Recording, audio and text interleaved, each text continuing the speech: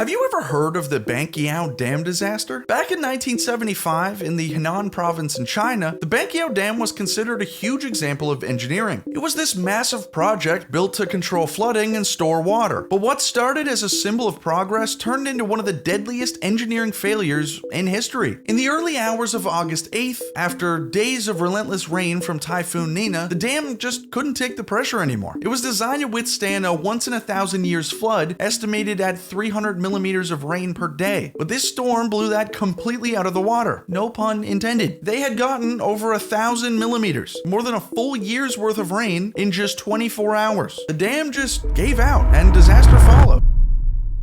In the sweltering summer of 1975, a disaster unfolded in China that would remain hidden from the world for decades. At the heart of Henan province, amid the plains cut by the Huai River, stood the Banqiao Dam, a structure once touted as indestructible, nicknamed the Iron Dam. It was a product of ambition and politics, a showcase of engineering built with Soviet guidance in the 1950s, meant to tame the river and fuel the region's development. Alongside Banqiao, scores of smaller dams were constructed in the rush of the Great Leap Forward, when Mao Zedong's China was obsessed with rapid industrialization and self-reliance.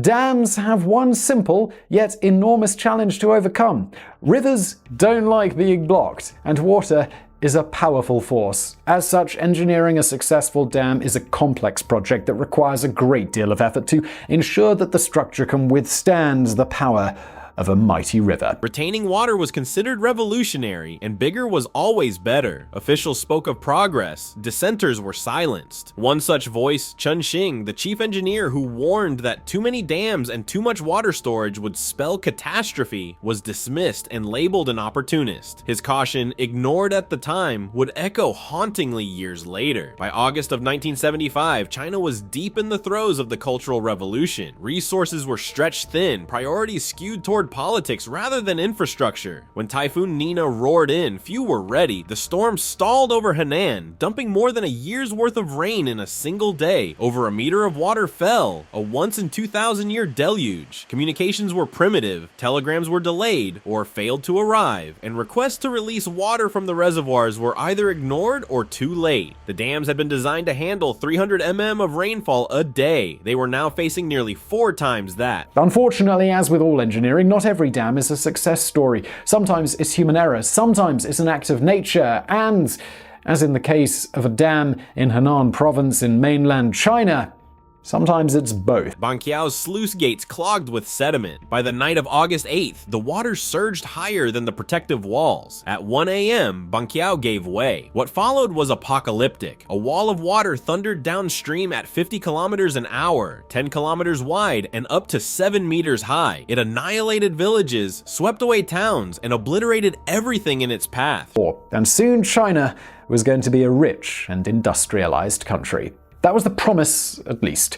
As it turned out, Mao wasn't really a man of engineering or anything science-related, really. He pushed Chinese farmers to melt down their tools in backyard furnaces to create steel, which is not how steel is made, but don't tell Mao. Shimantan Dam failed soon after, and dozens of other reservoirs collapsed in a chain reaction, 62 in total. Rivers became weapons, entire communes were erased. In Wencheng Commune, all 9,600 people perished. Downstream, the Quan River's dikes broke, flooding Linquan County. Roads and railways were shredded, cutting off survivors. Power lines snapped. In some places, water created temporary lakes spanning thousands of square kilometers. The immediate toll was staggering. Estimates vary, but the best assessment suggests that tens of thousands died instantly, swept away by the floods. In the weeks that followed, with more than 1 million people trapped without aid, famine and disease raged. And that location was the Banqiao Dam. Even a structurally sound dam would struggle to manage the torrential rainfall that it was faced with, and this was not a structurally sound dam. A request was made to open the sluice gates on August the 6th to release the excess water, but this was denied until August the 7th due to flooding downstream.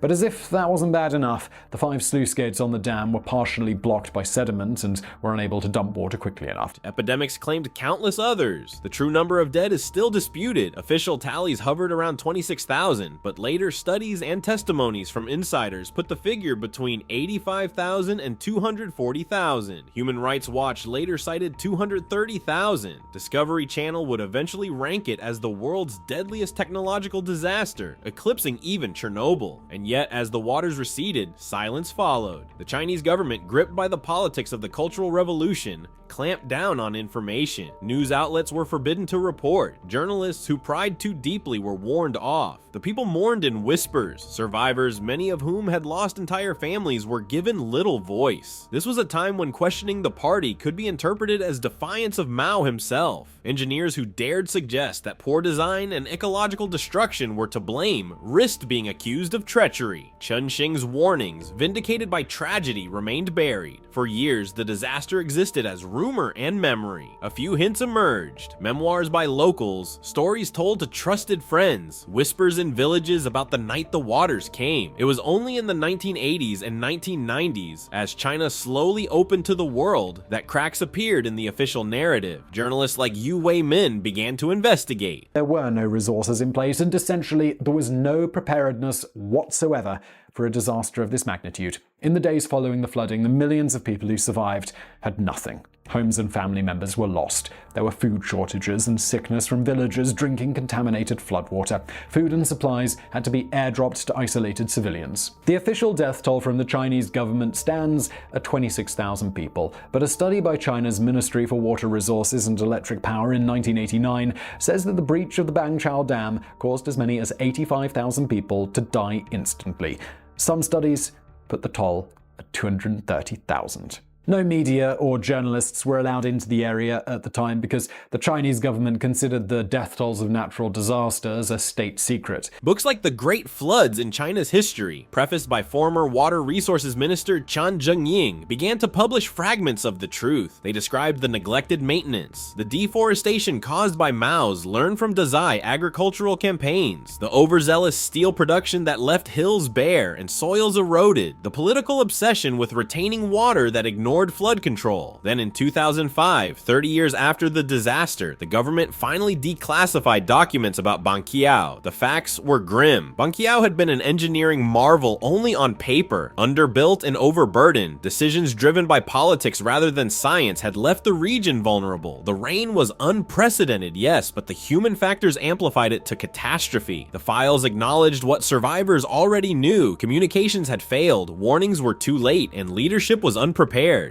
Even then, the story remained politically sensitive. The government continued to frame the disaster as primarily natural, citing the extraordinary rainfall, though many experts argued that the dam network had been a house of cards. The forests cut for steel furnaces and fields eroded by campaigns meant to showcase socialist triumph left the land defenseless. Typhoon Nina was an act of nature. The scale of death was man-made. The Banqiao Dam disaster is a story of hubris and silence, of nature's power colliding with human error and political arrogance. It's also a reminder of how history can be shaped as much by what is hidden as by what is revealed. When the water came, it carried away homes, railways, families. When the silence came, it carried away the truth. Only now, decades later, can the enormity of that August night be told in something like full. And still, the numbers haunt. Hundreds of thousands dead, millions homeless, a countryside scarred, and a warning about the cost of ignoring engineers, ecosystems, and honesty.